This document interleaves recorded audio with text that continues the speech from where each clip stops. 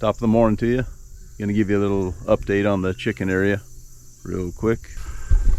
Right now, got everything kind of cleared up and mowed a little bit better. It's still got a little bit of cleanup to do. About right here where this little stump's at is gonna be one of the corners. It's gonna go out 16, 16, 16. And we're gonna show you how to lay out and square a building up using a simple math equation. This cedar tree right here is pretty cool. We've been doing a little bonsai cutting. That way we can get the rest of the dead snags out and allow the chickens to just kind of hang out and roost on top of these branches. And it's a huge old tree. Once we get this brush cleared out, it'll give them some protection where hawks and everything will pretty much not be able to dive down and get them. So far they've been able to free range the whole time we've been here. A lot of grubs, a lot of ticks, a lot of all sorts of stuff, grasshoppers, you name it. They're fat and happy. We'll go ahead and get this coop laid out and show you how we design the foundation and build it. So what I got here is just an assortment of tools that I've always used for, you know, starting the building process. Graph paper, pencil, hammer, string line, form stakes. 2 tape measures help out when you're squaring stuff up. And the string line level, those things are worth their weight in gold. So just running through what I got here on the graph paper is we know that our chicken coop's going to be 16 feet by 16 feet. Just use this simple formula: a squared plus b squared equals c squared. So what you do is you go A, we know 16 feet to A, B 16 feet to B. We're trying to figure out what C is. That way we can make sure that our building is squared up.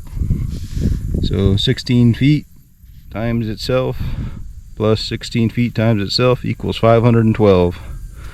Take the square root of that, and we got 22.627, and then convert that to what you're going to see on your tape measure.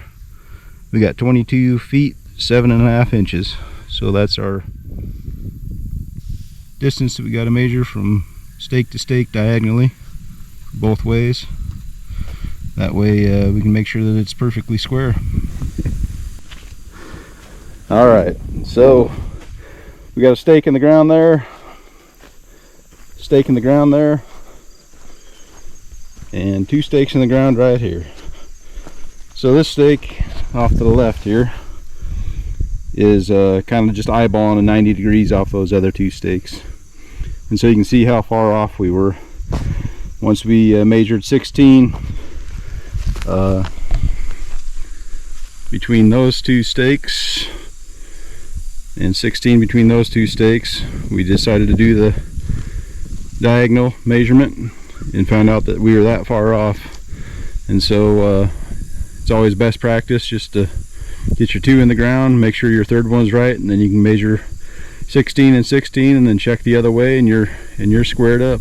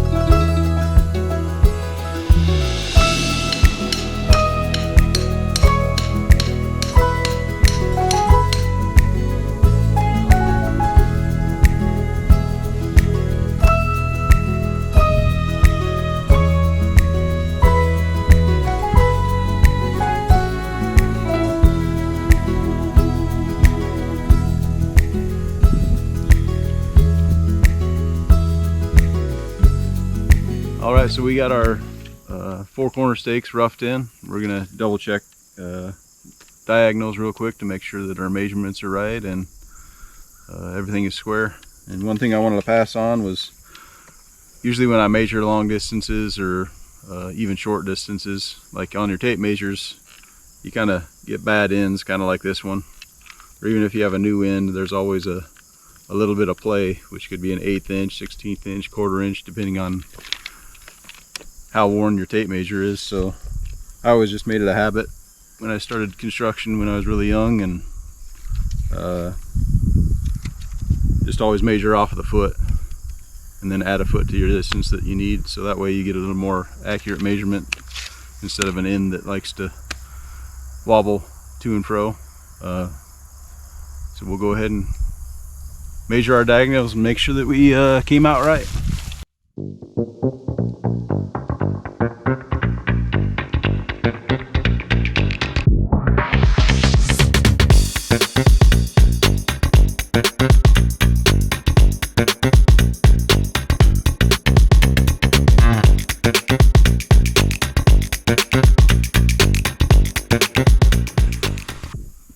So I'm going to show you a couple tricks that I've learned with string lines. Pretty simple, pretty easy. Make yourself a good loop like that on the end of your string. And then, like starting out, you want to make sure that you put your loop in. Just run your string right through that hole you got. Put it over your string. And you want to make sure it's the right direction, because if it's not the right direction, then it's going to keep spinning like that. And so, see how it's going like that? But we want the accurate side to be on this side. And so you want to flip it around. That way you got your accurate side coming around the stake itself, so you're not off. So there we are on our line. And then you come on over here. I'll show you how to do a simple tie on a stake that I learned 25 years ago.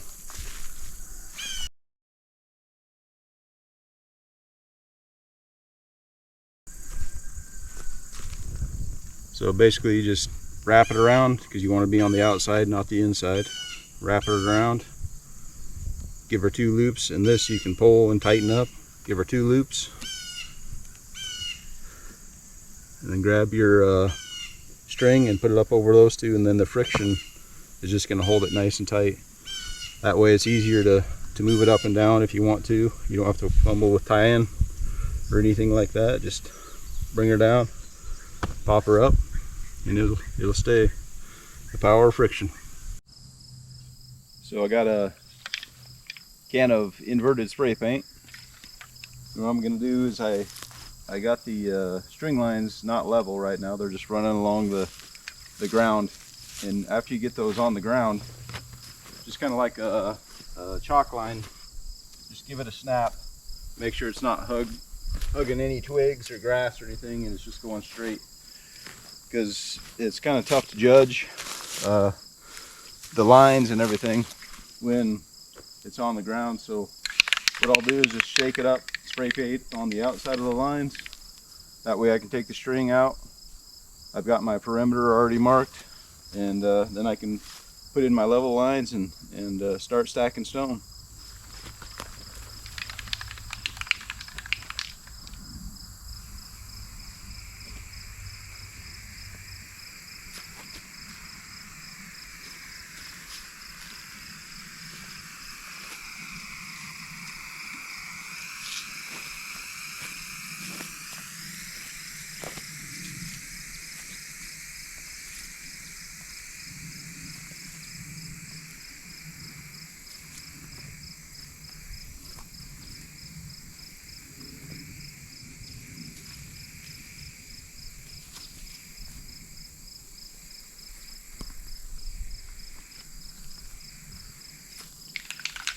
If it loses pressure, shake it up a little bit more.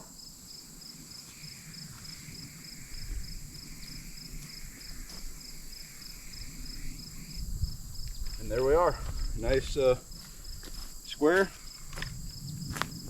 and we can take our line down, go on to the next step.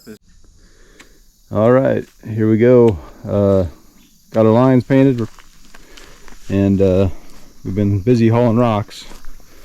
And we're going to use this as a tutorial on how to build a retaining wall with just dry stack. So yeah, we're gonna go inside the line here, and then we're gonna till about a 16-inch path inside the orange line. And that way it evens out loosens the soil, so we can settle the first layer of rocks in. We're not gonna go down to frost line or anything like that. We're just gonna loosen it down and then just let it settle naturally. And then over the course of time, it's just gonna, become.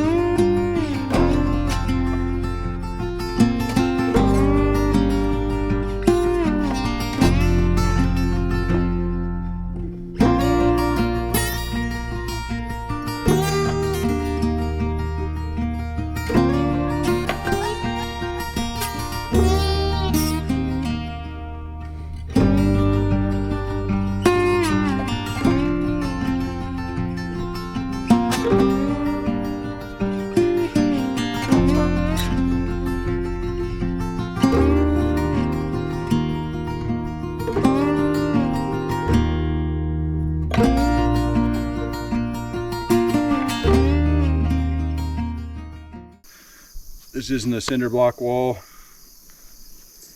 We got a little bit hanging over here, a little bit not over here, so just kind of keep it in a straight line. That's the beauty of stones, is you can even bring it further out here and then just put your next course up, and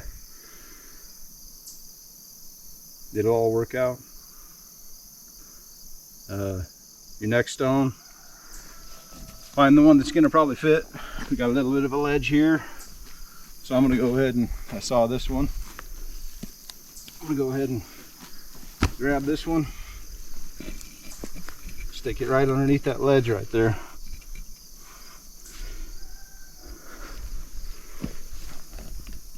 It's funny how much gravity and weight will keep things in place, because this is going to be about this tall, so that's a huge amount of weight that's going to keep everything pressed down and in place. Let's see here.